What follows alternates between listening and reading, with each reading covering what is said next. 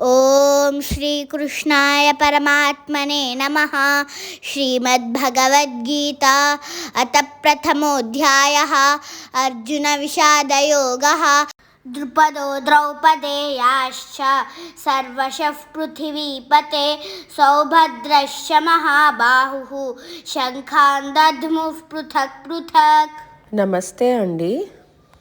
ఈ శ్లోకంలో కూడా అంటే 18వ శ్లోకంలో కూడా ఇంకా ఎవరెవరు ఏ శంఖాలను పూరించారు అనే మనం తెలుసుకోవచ్చండి. అంటే 16, 17, 18 శ్లోకాలు అన్నీ కూడా పాండవుల సైన్యం సైడు ఉన్న మెయిన్ వాళ్ళంతా వాళ్ళ శంఖాలను పూరించారు అని మనము తెలుసుకోవచ్చండి.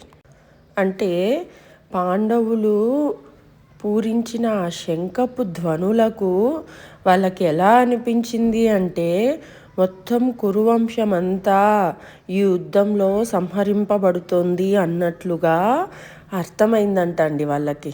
ఆ విషయాన్ని సంజయుడు ధృతరాష్ట్రునికి చాలా తెలివితో చెప్పాడంటండి.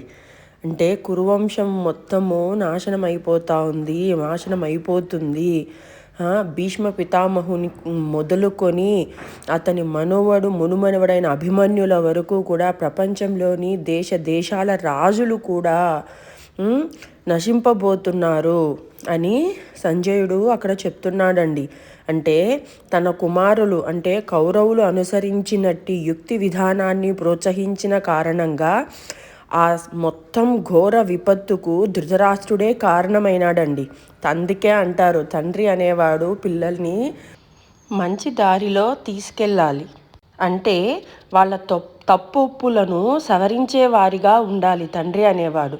అంటే తప్పు చేసినప్పుడు దండించగలగాలి, కరెక్ట్ చేసినప్పుడు పొగడాలి. మనం పిల్లల మీద ఉన్న ప్రేమతో వాళ్ళు ఎలాంటి తప్పులు చేసినా కూడా సరే పోనీలే అని మనము వదిలేస్తే చిట్ట చివరకు ఇలాంటి పరిస్థితులే ఎదురవుతాయి.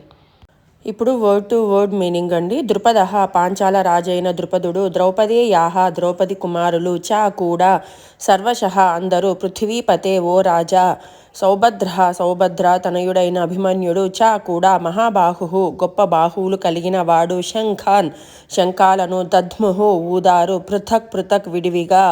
అంటే ద్రుపదుడు, ద్రౌపది తనయులు, గొప్ప బాహువులు కలిగిన సుభద్రా తనయుడు మొదలగు వీరులందరూ తమ శంఖాలను పూరించారు అని చెప్పేసి ఈ శ్లోకం అర్థమండి. If you like this, please subscribe and support us. Thank you.